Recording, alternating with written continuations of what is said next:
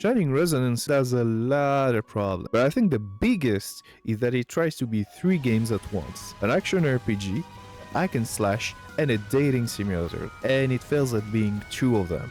We play the role of Yuma, a shy teenager subjected to experiment that happens to descend from an ancient being called the Shining Dragon. The setting is an island in which a peaceful kingdom settled, and now an invader has set foot. And the story is like, the bad guy was the power dragon for the Empire because they're bad guys, and we're gonna defeat them because we're good guys. Now, despite this presentation, I think the story is fine, in a sense that it's enough if you present it right. But that's the problem. The presentation of almost all the scenario is just text panels and sprites that come and go, being expressionless most of the time. There's almost no cutscene.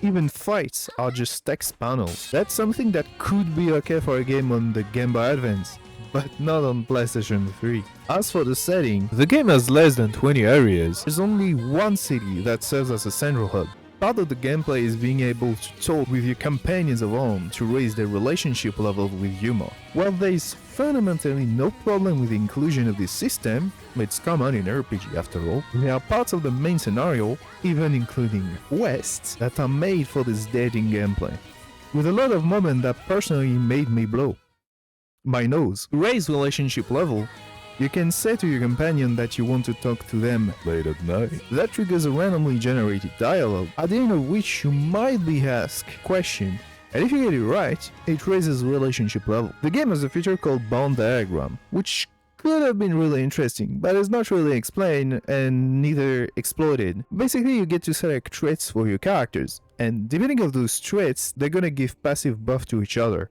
and the power of this buff is tied to relationship levels. You have an NPC that has an artifact called the Grimoire, and the Grimoire enables you to go into dungeons. This Grimoire mechanic is actually interesting. You have multiple dungeons, and you can use sigils to modify what's gonna be in those dungeons.